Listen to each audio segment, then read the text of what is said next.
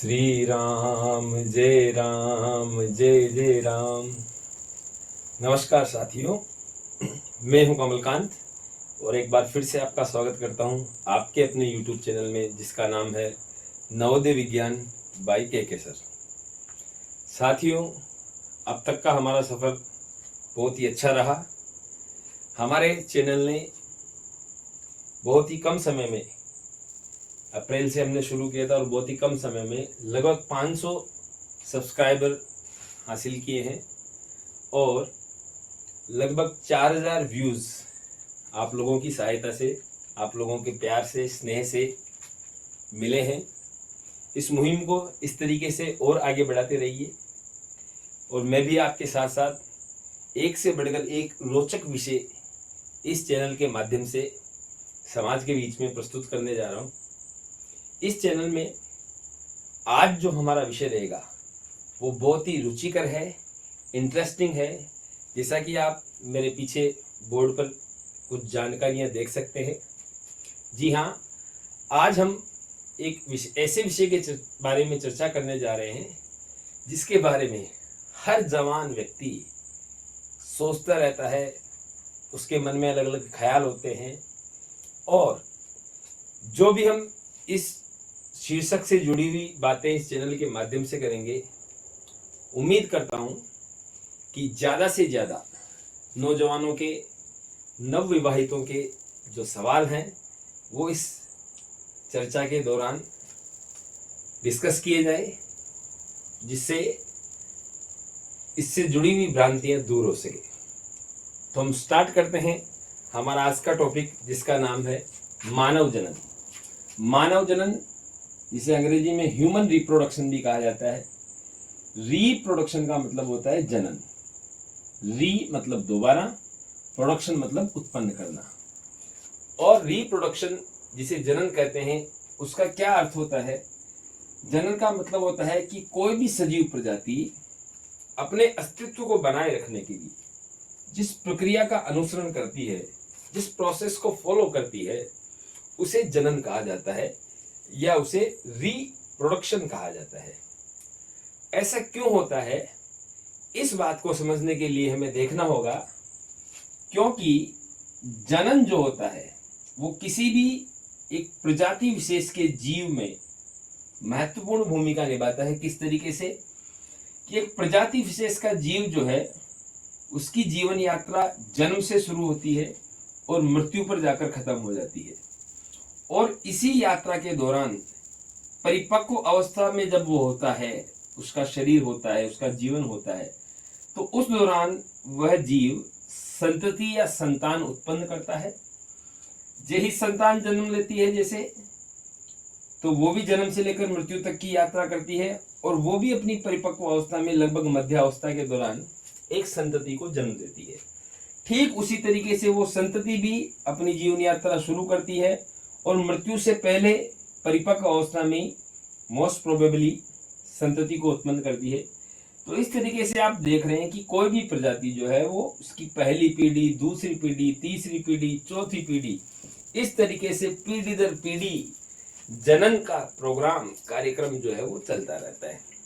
जनन का मतलब है कि वह प्रजाति अपने अस्तित्व को इस धरती पर बचाए रखने के लिए अपने जैसों को, अपने जैसे जीवों को, अपनी प्रजाति के जीवों को इस धरती पर बनाए रखने के लिए बार बार एक प्रक्रिया का सहारा लेती है, जिससे संतान उत्पन्न होती है और मृत्यु से पहले ये काम किया जाता है।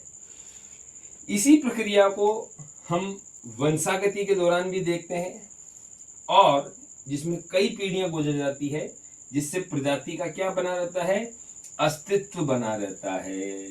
तो कोई भी प्रजाति का सजीव जो है वो भिन्न भिन्न तरीकों से अपनी प्रजाति की अस्तित्व इस धरती पर बनाए रखने के लिए लगातार जनन करता रहता है। अगर उसकी जनन संबंधी क्षमताओं में कुछ बाधाएं होती है या उसकी निरंतरता नहीं रहती है, तो प्रजाति धीरे धीरे विलुप्ति के कगार पर आ जाती है।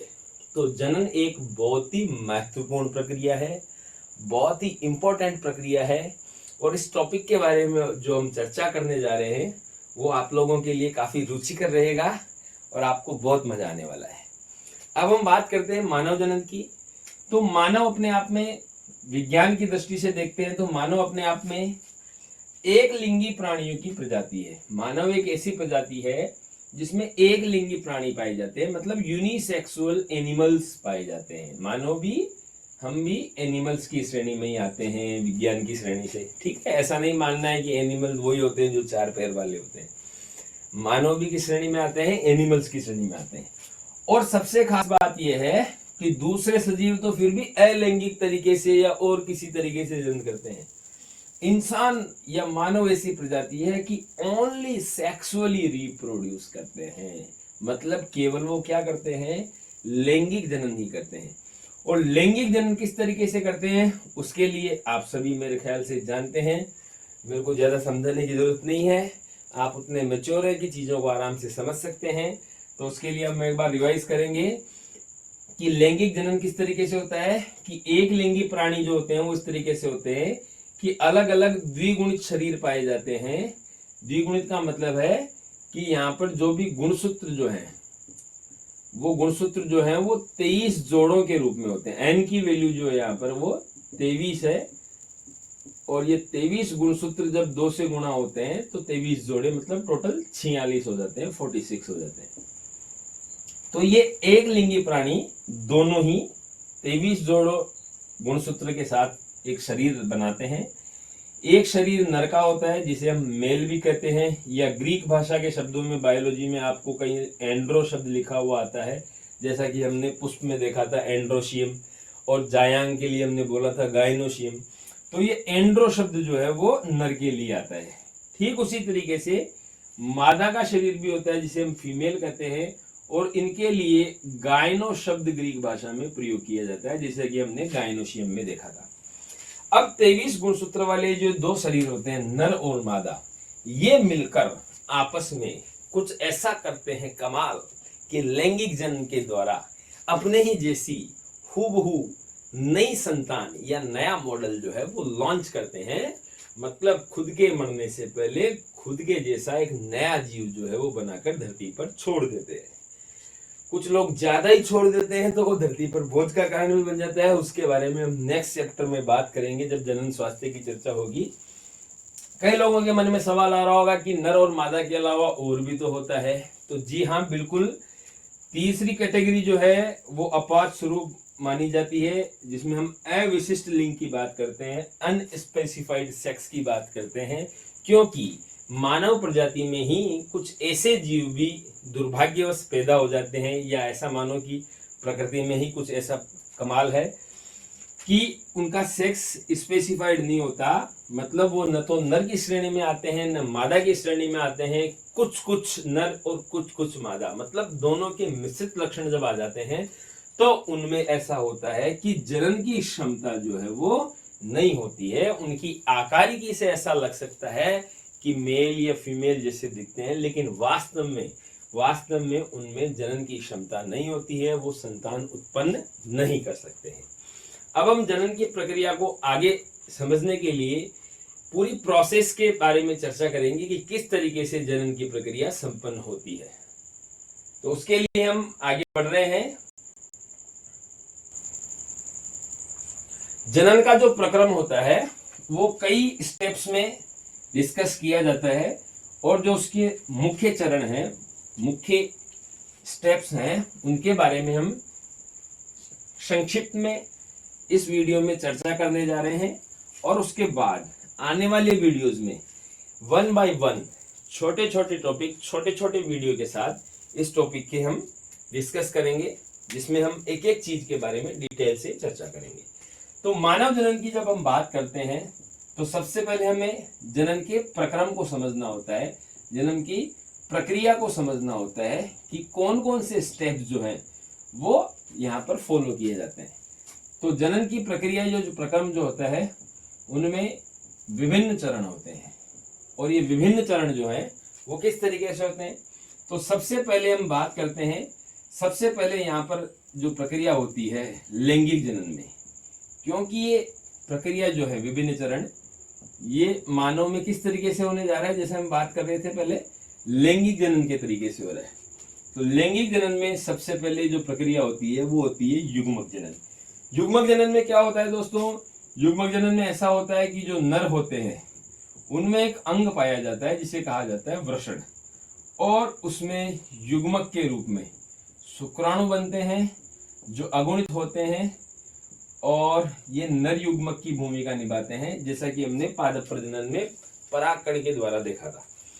ठीक उसी तरीके से दूसरा शरीर जो होता है वो मादा का होता है, और मादा का जो शरीर होता है उसमें एक खास अंग होता है जिसे कहा जाता है अंडाशय, अंग्रेजी में जिसे हम ओवरी कहते हैं, वृषण को यहाँ पर हम टेस्टिस कह सकते हैं।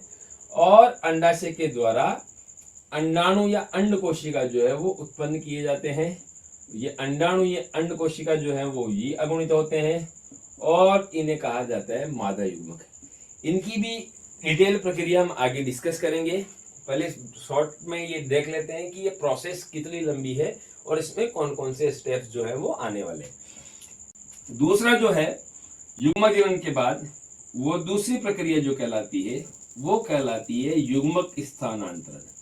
युग्मक स्थानांतरण का मतलब है कि एक बॉडी से दूसरी बॉडी में युग्मक जो है जिनकी हम बात कर रहे थे उनका ट्रांसफर किया जाता है, और इस स्थानांतरण की प्रक्रिया में मुख्य भूमिका जो होती है वो इसकी होती है, स्थानांतरण नर युग्मक का किया जाता है।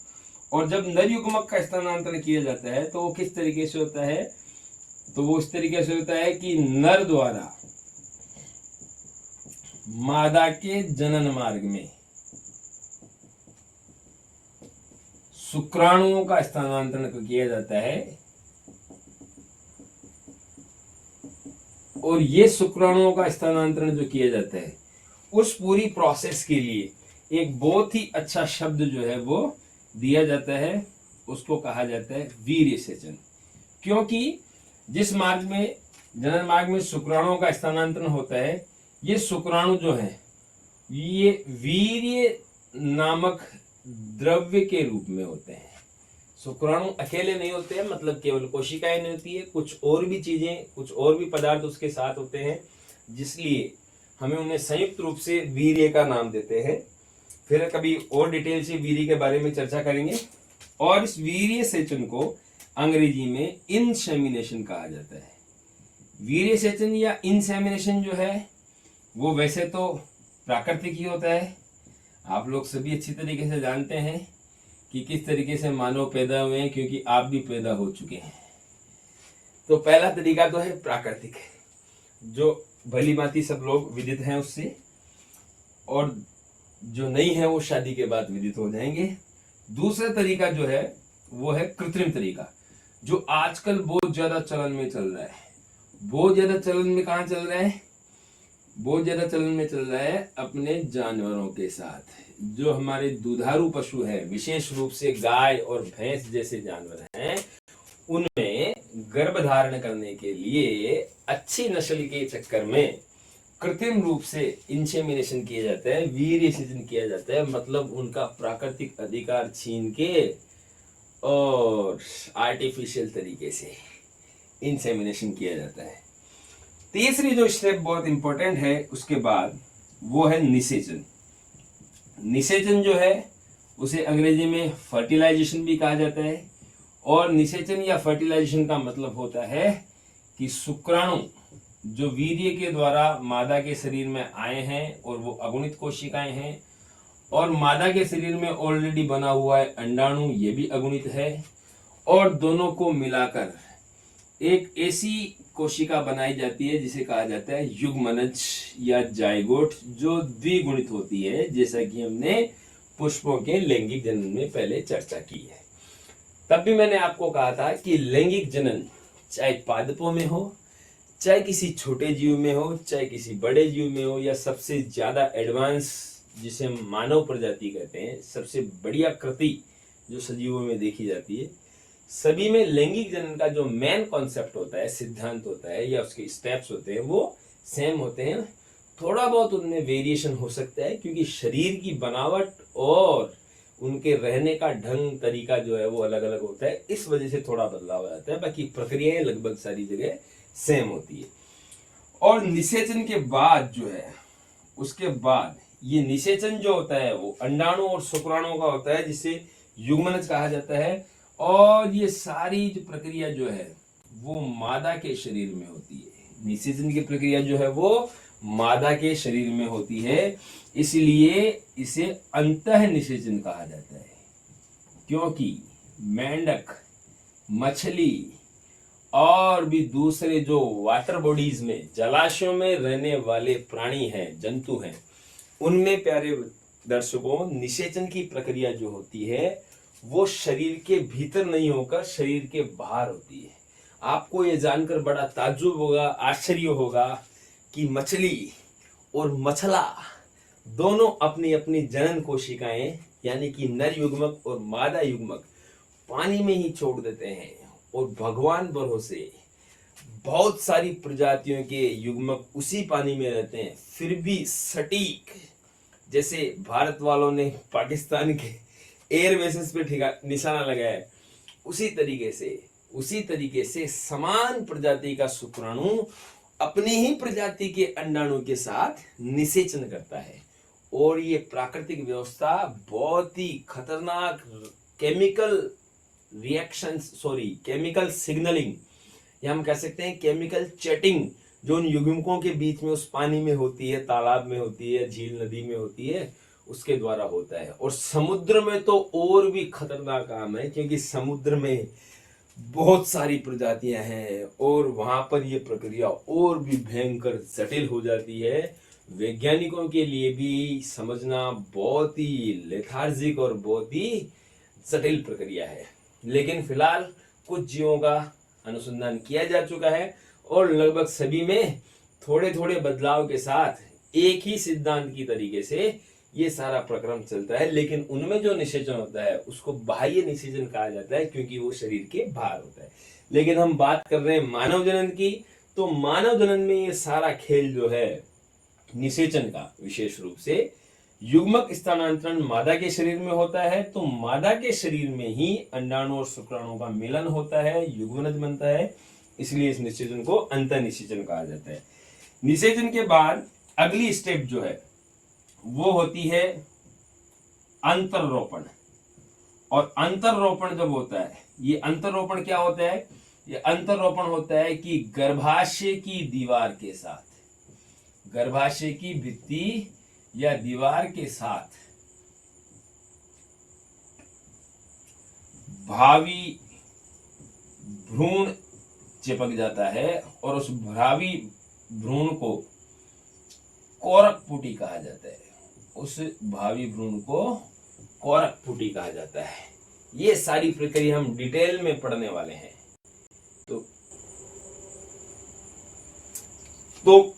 जो भावी भ्रूण होता है वो गर्भाशय में एक दीवार के साथ में, जिसे हम सामान्य भाषा में बच्चादानी भी बोलते हैं, तो वो बच्चादानी की दीवार के साथ में भविष्य का भ्रूण जो एक शिशु के रूप में विकसित होगा वो चिपक जाता है, और इसी प्रक्रिया को अंतररोपण कहा जाता है। और ये अंतररोपण की प्रक्रिया जो है उसे अंग्रेजी में इम्प्लांटेशन कहा जाता है। जैसे हम प्लांट्स लगाते हैं, पेड़ पौधे लगाते हैं, उसको प्लांटेशन कहा जाता है, पौधारोपण। उसी तरीके से शरीर के भीतर जो कोरक पुटी का रोपण है उसे इम्प्लांटेशन कहा जाता है। इम्प्लांटेशन के बाद भ्रूण का निर्माण होता है, डेवलपमेंट होता है, जिसे भ्रूणीय परिवर्धन कहा जाता है, या अंग्रेजी में उसे हम एम्ब्रियोनिक डेवलपमेंट कहते हैं। इसकी भी हम चर्चा करेंगे कि किस तरीके से गर्भावस्था के दौरान एक मादा के शरीर में, गर्भ में एक बच्चे का विकास कैसे होता है, कौन से महीने में कौन से अंग बनते हैं, ये सारी प्रक्रिया हम डिस्कस करेंगे। लेकिन उससे पहले हम समझेंगे पूरा प्रक्रम। तो भ्रूणीय परिवर्धन में क्या होता है? लगभग 9.5 माह की गर्भावस्था रहती है, जिसे सगर्भता भी कहा जाता है, या जिसे हम सामान्य भाषा में प्रेगनेंसी भी कहते हैं। और 9.5 माह के बाद जब पूरा परिपक्व हो जाता है तो वो विकसित भ्रूण जो है वो इस मृत्युलोक में, इस पृथ्वी पर लॉन्च किया जाता है, और उस लॉन्चिंग प्रोग्राम को प्रसव कहा जाता है, डिलीवरी कहा जाता है। और डिलीवरी किसी ऑनलाइन मटेरियल की नहीं, ये ऑफलाइन डिलीवरी है। और ऑफलाइन डिलीवरी का मतलब है एक बच्चे का जन्म होना, जिसे सामान्य प्रसव कहा जाता है, या कई बार मेडिकल टर्म्स में इसको लेबर प्रोसेस भी कहा जाता है, क्योंकि ये बहुत ही दर्द भरी और कठिन प्रक्रिया होती है जिस दौरान एक बच्चे का जन्म होता है। तो ये था मानव प्रजनन का पूरा प्रक्रम। इसके बारे में हम अगले वीडियोस में 1 by 1 पढ़ेंगे, लेकिन उससे पहले ये जानना बहुत ज़्यादा ज़रूरी है कि इन सभी चीज़ों के बारे में जो हम चर्चा करने जा रहे हैं, इस पूरे अध्याय में जो हम चर्चा करने जा रहे हैं, उसमें हमें ये समझना होगा कि ये सारे प्रोग्राम या प्रोसेसेस जो हैं वो किशोरावस्था के बाद प्रारंभ होती है। मतलब इसकी टर्म्स एंड कंडीशन है, किशोरावस्था के बाद ही ये प्रारंभ होती है। तो कहने का मतलब है किशोरावस्था के बाद ही लैंगिक जनन की क्षमता आती है। और लैंगिक जनन की क्षमता जो किशोरावस्था के बाद आती है, इसलिए ऐसा होता है कि जूनियर क्लासेस में 4वीं 5वीं 6वीं तक ज़्यादा हो गया, 3री 4थी 5वीं तक बच्चे जो हैं उनमें लड़के और लड़कियों में ज़्यादा फर्क नहीं होता है, दोनों का व्यवहार लगभग एक जैसा होता है। लेकिन जैसे ही किशोरावस्था आती है, लड़कियों में जैसे 10 से 12 11 12 साल 13 साल की उम्र, और लड़कों में 13 14 15 साल की उम्र आती है, जिसे हम किशोरावस्था मानते हैं। उस अवस्था के दौरान लड़कों और लड़कियों के विचार जो हैं वो थोड़े बदलने लग जाते हैं। ऐसा इस वजह से होता है क्योंकि किशोरावस्था जब प्रारंभ होती है तो ये किशोरावस्था के दौरान शरीर में कुछ हार्मोनल बदलाव आते हैं, कुछ रसायनों के हार्मोन्स के बदलाव आते हैं। और हार्मोनल बदलाव आने की वजह से शरीर संरचनाओं के साथ साथ शरीर के अंगों में या बनावटों में जो परिवर्तन आता है, आप सभी किशोरावस्था से बिलोंग करते हैं तो अच्छी तरीके से समझ सकते हैं। शरीर संरचनाओं के साथ साथ मनोवैज्ञानिक बदलाव भी आते हैं। मन का जो विज्ञान है, जिसकी मैं अभी बात कर रहा था कि छोटी क्लासों के बच्चे और बड़ी क्लासों के बच्चे, उन मनोवैज्ञानिकों के बदलाव का कारण भी यही किशोरावस्था है। इसका मतलब है ऐसे बदलाव इसलिए आते हैं क्योंकि वो फंक्शन, वो योग्यता उस शरीर में आ जाती है। तो इस वीडियो में हम इतनी ही चर्चा कर रहे हैं। आगे हम चर्चा करेंगे और मानव जनन के बारे में, जिसमें हम मादा जनन तंत्र की कैसे महिला के शरीर में जनन संरचनाएं होती है और उनका काम होता है, नर जनन तंत्र, नर के शरीर की संरचनाएं, उन दोनों का सामूहिक रूप से किस तरीके से नई संतान के पैदा करने में भूमिका होती है, इन सभी शीर्षकों के बारे में हम छोटे छोटे वीडियोस के माध्यम से चर्चा करेंगे। तब तक के लिए जय हिंद, जय भारत। आप सभी से रिक्वेस्ट है कि इसी तरीके से वीडियो अगर आपको पसंद आते हैं तो लाइक कीजिए, अपने दोस्तों के साथ, फैमिली पर्सन्स के साथ, अपने नवविवाहित मित्रों के साथ, रिश्तेदारों के साथ ये टॉपिक जरूर शेयर कीजिए, क्योंकि हो सकता है ये उनके जीवन से जुड़ी हुई कुछ भ्रांतियों को दूर करने में सहायक होगा, जिससे कि उनका किशोरावस्था के बाद का जो जीवन है वो भ्रमित नहीं होगा और काफी उसको जीने में उनको सहायता मिलेगी। जय हिंद, जय भारत।